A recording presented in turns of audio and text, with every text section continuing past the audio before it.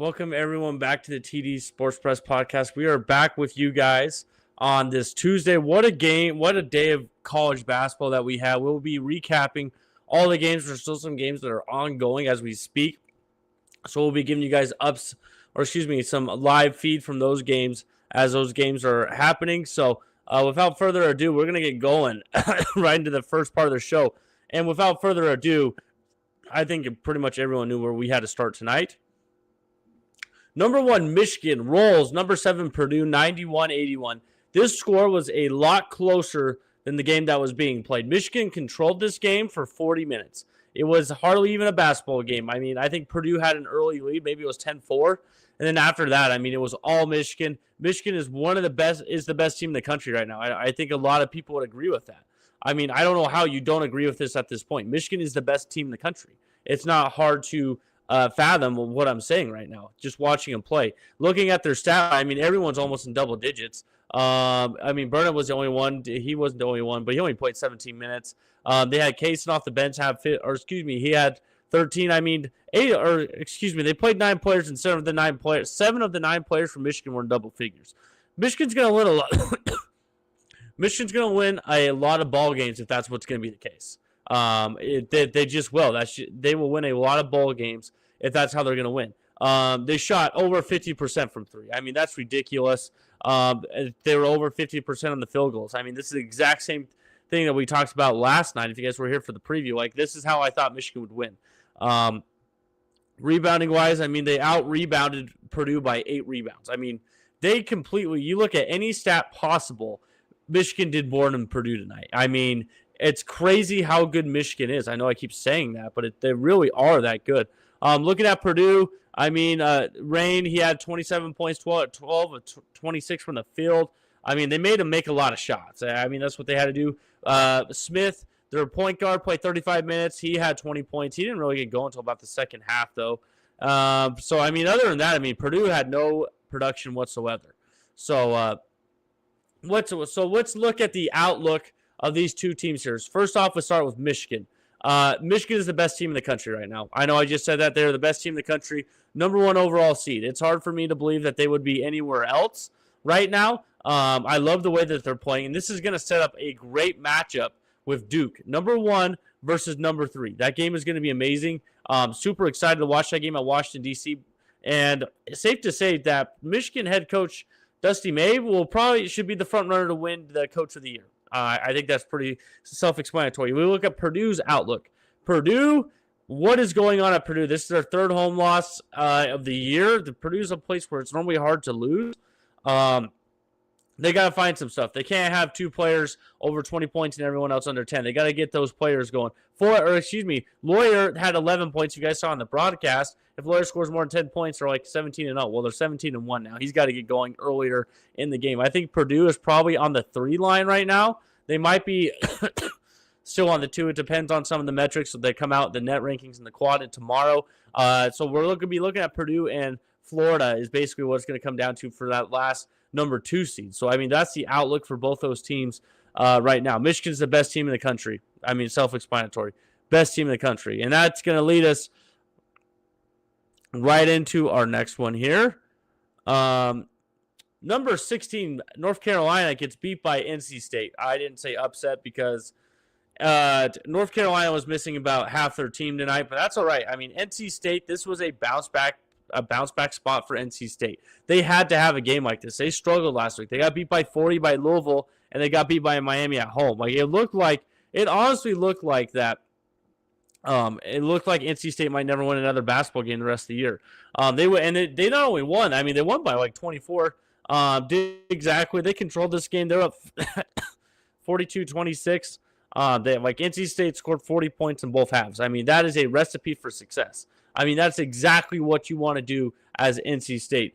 Looking at these top performers, I mean, Copeland had 20. He had 20 and 7. That's really good to see from NC State. High had 13 and 10. I mean, just not good enough to win this game. Looking at the box score in total, we can look at it. NC State, I mean, it was kind of like North Carolina, it was kind of a throwaway game. put a lot of stock into this game for North Carolina.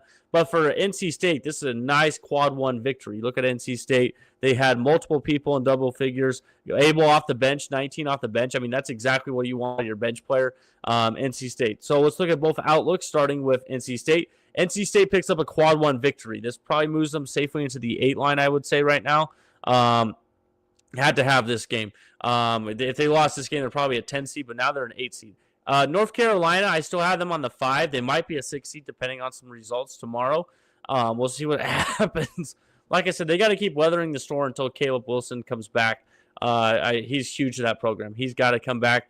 And so it's kind of really hard to look at, into this game. So, like right now, with what North Carolina lost. But regardless, I mean, North Carolina State, NC State, they had to have this game. I really like their chances to make the tournament now with another quad one victory. Absolutely huge for NC State to pull this one off. So, great game.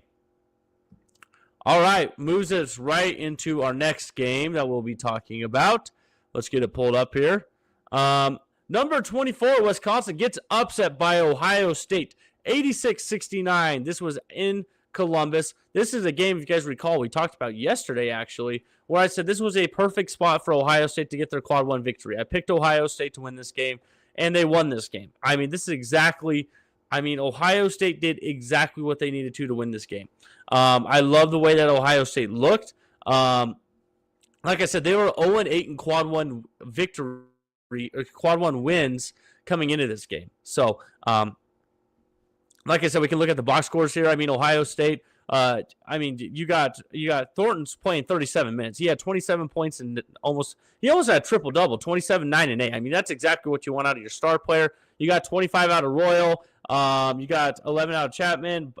Bynum had 13.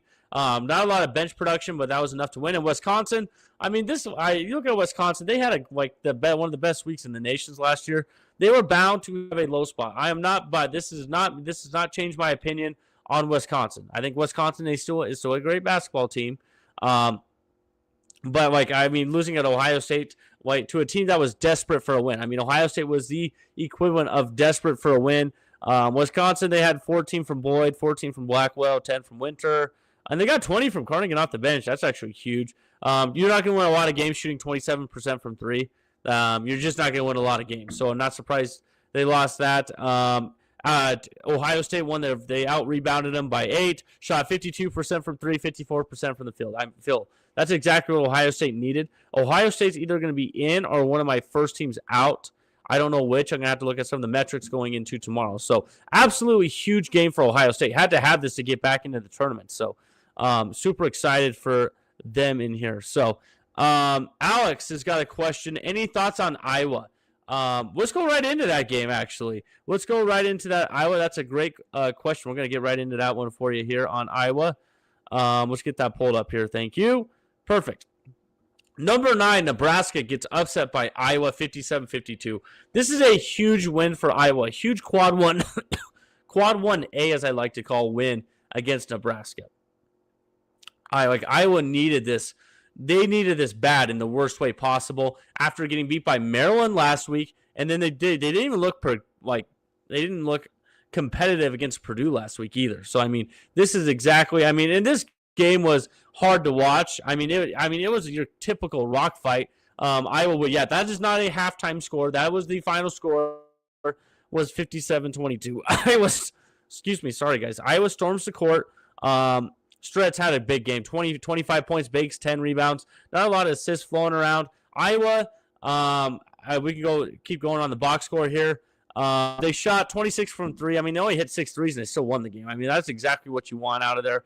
33% from the field. They out-rebounded Nebraska by 13. That's why Iowa won this basketball game. You guys recall yesterday when we were doing the preview of this game, I didn't think Iowa would out-rebound Nebraska, which is why I picked Nebraska to win. I'll be honest with you guys. Did not see this happening. Absolutely. That's why Iowa won. They won on the glass.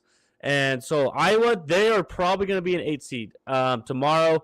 I had them down at the 9, but this is going to easily move them to an 8, maybe a 7. I don't see a 7 seed though.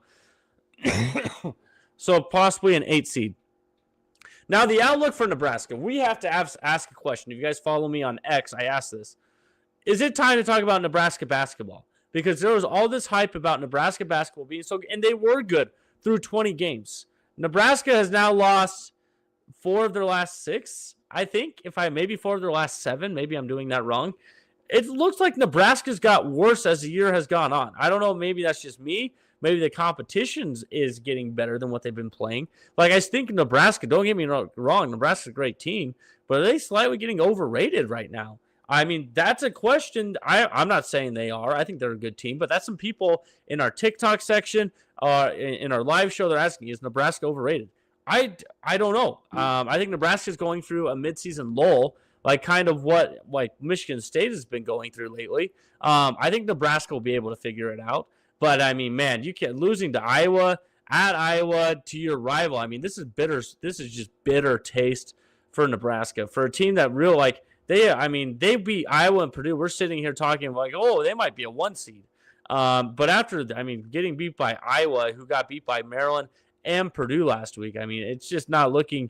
Nebraska might be a 4 seed. Maybe they're going to be a high 3 seed. Their metrics for Nebraska is not good right now as it stands. So, a lot of work for Nebraska needing to be done going into the last couple weeks of the season. So, but like I said, absolutely, that's a huge win. So yeah, Alex, thank you for coming on the show. Appreciate it. Make sure everyone subscribes if you guys are on here right now. Good to see you, Alex. Great question. Great thoughts on Iowa. I think Iowa, they did exactly what they had to do. Moving on. Number 21, Louisville gets upset. Like I said, this is Upset Tuesday in college basketball. It was absolutely crazy the amount of upsets that we had. Number 21, Louisville gets upset by SMU, 95-85. Louisville, this was a team that was riding high, and then SMU was in, I would say, another buy low spot, as I like to call it, where SMU got beat by Syracuse, and they were probably at the 9 line right now. This is not working. That's okay.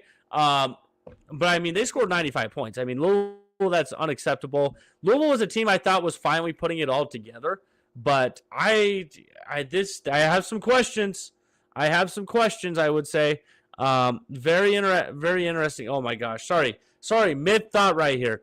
Minnesota is beating Oregon 22-17 at halftime. What is up with the Big Ten tonight? There's zero offense being apparently played by the Big Ten Conference. I digress. Let's go right back into Louisville and where is it? Louisville and SMU. Mikael Brown coming back. He's not going to solve all the problems that Louisville had. Defense has been one of the bigger issues. Louisville, they shot 38% from 3, 45% from the field, 38 rebounds. They out-rebounded SMU. But yeah, SMU, they had Miller and Pierce Jr. both go for 20+. And that's what you need to have from your best players in order to play with the best. Absolutely huge. Washington had 18 for SMU, huge. And Mikael Brown had 30. He's still having a great game, having great games. Conwell's the guy that they had to get going. He only had 12. Hadley had 14. They had barely any bench production. But 17 turnovers is not going to win you a lot of basketball games. Louisville's got to take better care of the basketball. Giving up 95 points, you're not going to win a lot of basketball games giving up 95 points as well. So, outlook for SMU. I think SMU, I would say SMU is probably going to be a 9 seed. They're probably solidly on the 9 seed. They're going to have some more opportunities. This was a huge home win for them, a huge quad 1 win. Quad 1A, as I like to call top 20. That's absolutely huge for the program. Had to have this one. Louisville, I had them on the 6 line. I think they stay on the 6 line. I don't see them going down to the 7. I don't think their metrics will go down that much. So I think Louisville will stay at the 6 line. So, huge win for SMU. Got to give SMU props for that. So, and then moving on to our Bubble-licious game. Where'd it go? Right here. Our Bubble-licious game of the day, which we talked about yesterday. TCU gets beat by UCF, 82-71. TCU was coming into this game winning their last 2. Maybe it was 3, but I know for sure 2. I think it was 3. I think they beat Kansas State, then they beat Iowa State at home, and then they beat Oklahoma State in overtime. They were rolling right. They're one of my last teams in right now. I don't know if they'll be in Maybe they get replaced by Ohio State. I'm just thinking in my head right now some of the metrics. And UCF, man, this is a huge performance from UCF. Had to have this win. UCF, their last 2 losses, they got beat at Cincinnati, and then they lost to home to West Virginia. I mean, this was a must-win game, and we took UCF to win this game. This was a great spot for UCF to get back. I mean, UCF has kind of fallen apart. I mean, UCF has some really good wins. I mean, they beat Texas A&M. I guess they're a little bit down, but they also beat Texas Tech a little bit earlier on as well. I mean, this was a huge win, scoring 82 points on your home floor. Outlook for TCU, I think TCU, like I said, they're probably just the last team in, or they're the first team out. I got to look at some metrics with them in Ohio State. They're still on the bubble for sure. I mean, that doesn't put them out. It's not a terrible loss. I mean, they got beat by a team that I have number 8 on my bubble right now. Outlook for UCF at this game, we can kind of look at UCF. I think UCF will stay on my 8 line. I don't see them going up. But, I mean, this was a game. I mean, they lost this game. They're probably going to be a 9 on the 9 seed. I could have easily seen that happening. So, great win by TCU. By UCF. So, absolutely had to have that game. So, there are some games that have gone final since we have gone live. I'm going to go ahead and give you that scores. First off, let me get this off the screen here. St. Louis, number 18 St. Louis got upset by Rhode Island today. That's absolutely huge for St. Louis. We look at St. Louis. St. Louis was number 18. I had them on the 7 line. I think they stay on the 7 line. I'll be honest with you guys. Maybe they go down to the 8 seed. Maybe they do. I don't know. I'm going to have to take a deeper dive. But losing to Rhode Island, I would have thought it would have been VCU on Friday. Maybe they were overlooking this Rhode Island team who played really well. You got to give them where props are due. So absolutely huge game for Rhode Island. St. Louis is going to take a hit. Maybe they do go down the 8 line. I think St. Louis and Utah State are probably going to have about the same resume. That's something I'm going to have to look into. Some more games that have gone final. Michigan, number 15, Michigan State beats UCLA 82-59. UCLA might have had the craziest thing that I've seen in a basketball game. One of UCLA's players went up to block the ball, and, I mean, it was a little egregious, I would say. I mean, they gave him a flagrant 1 on the play, but that was not good for the UCLA coach. The UCLA coach sent him to the showers. Just sent him to the showers, just said, get out of here, go to the locker room. I've never seen a coach do that. I mean, maybe some more coaches should do that. I can understand. I mean, Michigan State was kind of running away with the game, I would say. It's just something I've never seen before. So it was very interesting to me seeing that. So huge win for Michigan State, 82-59. Is UCLA a tournament team? That's another question. UCLA has been really going down. They're squarely on the bubble, I would say, right now. They're probably in the first 4 right now. It's not looking good. I mean, they got blown out by Michigan, and they got blown out by Michigan State. They played USC 2 times. They played Minnesota. They played Nebraska, and I think they play Illinois. I think that's their next 5 games. I think they probably have to go 3-2. If UCLA does not go 3-2 in that stretch, I think they probably miss the tournament. Unless they go on a run in the Big Ten tournament, which could easily happen. I don't want to discredit those guys. They easily could do that. So let's keep going down the list here. Number 12, Florida beat South Carolina 76-62. I think we might be having some chatter about Florida being a 2 seed tomorrow. Just putting that out there. Florida has been playing great basketball lately. They might be on the 8 line for me. So we'll definitely be looking at that. Some other games that have gone final. Villanova avoids an absolute terrible upset by beating Xavier in overtime, 92-89. I mean, that would have been terrible for their bubble. They probably would have been a 9 seed after that, honestly, if they would have got beat by that game. So, yeah, that was a great catch for them there.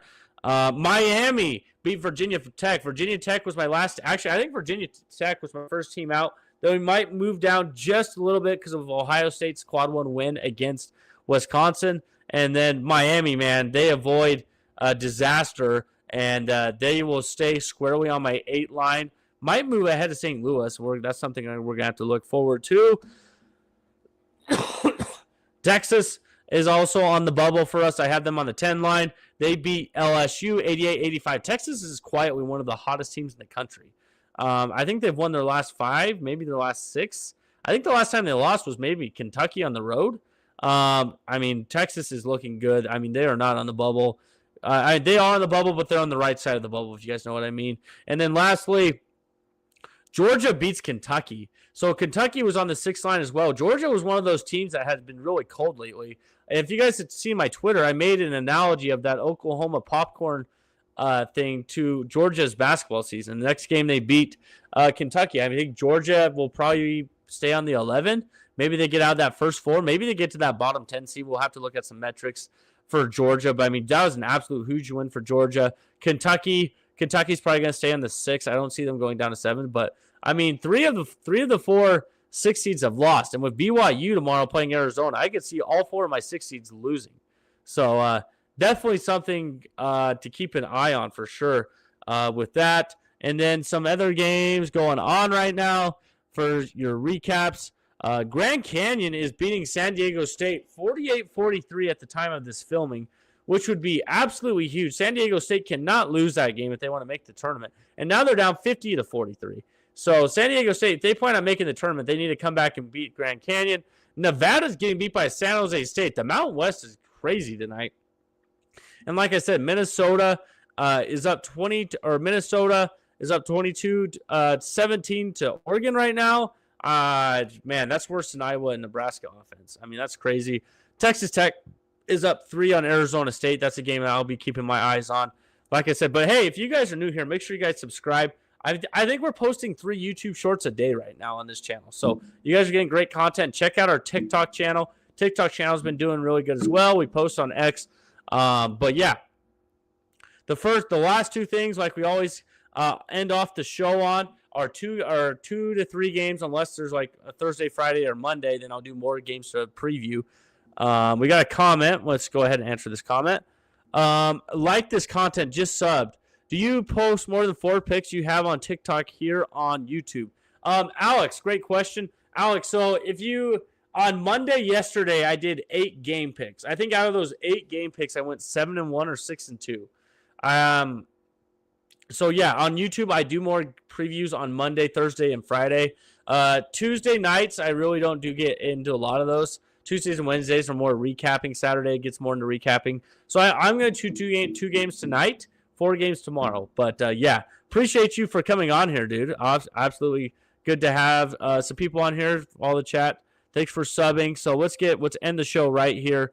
So we're going to start off. Number 20, Arkansas, will be playing number 25, Alabama in the SEC. This is a huge game. Looking at both these teams, let's get this pulled up. Alabama's a 4.5-point favorite in this game. Alabama's a team that's been catching fire lately, I would say. They're playing a lot better. Arkansas, they're really good as well. So we can look at both these last 5 games here. Arkansas is 4-5, they've won 4 of their last 5. Alabama has also won 4 of their last 5. And Alabama's been playing really good lately. You got to give them credit for that. And especially Arkansas lately, except with that loss to Kentucky at home.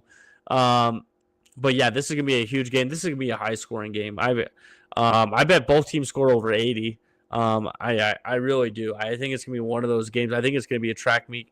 And this is a huge game in the SEC. Arkansas 9-3, Alabama 8-4. If both these teams want to make a run at Kentucky, let's look at the top of the standings here. Yeah, Arkansas is 9-3.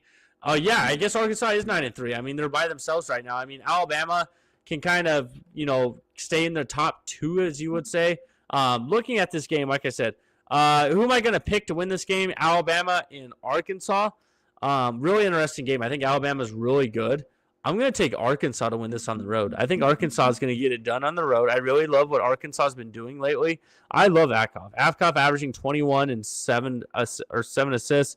So that's they'll be really good. But Alabama's been playing really good. I genuinely would not be surprised if Alabama wins this. I think Arkansas, they're better than the 20th ranked team right now. I think I have Arkansas probably 15th ranked in my poll. I think this is a game where Arkansas really flexes their muscle.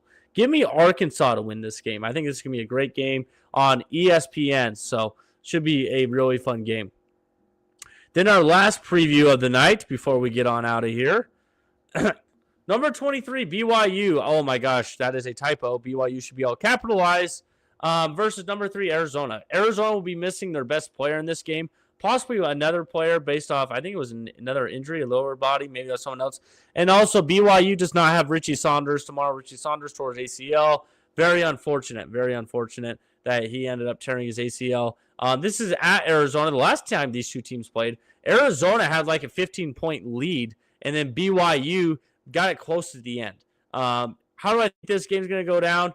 I think Arizona's going to win this game. I think Arizona, they've lost 2 in a row. I understand they're missing their best player. BYU's missing Saunders. I think Saunders is the most important player on BYU. I don't think he's the best player, but I think he's the most important player. I think Arizona is going to exploit some of those matchups they have with some of their matchup advantages that they have. So that's definitely something to watch out for. I think this game is going to be amazing. Again, I think this game is going to be closer than what people think. But give me Arizona to win this game. Arizona, they're not going to lose 3 straight. If Arizona loses 3 straight, then I know nothing, apparently. So, yeah. Those are our 2 previews of tomorrow. Like I said, our full preview list, I'll have 4 games out for you tomorrow morning. And then we'll be live on YouTube with more bracketology. That'll be out as well. Alex, yeah, appreciate you coming on. But that's going to be our full show. Appreciate everyone here. If you guys are seeing the recap of this, make sure you guys subscribe. Let's get to 50 subscribers by Sunday. That would be awesome. And again, we will be back live tomorrow night about 9 p.m. same time. Probably right after that Arizona BYU game, we'll be live tomorrow. So appreciate everyone that's been on live here. It's good to see some familiar faces. And with that being said, we will see you guys next time.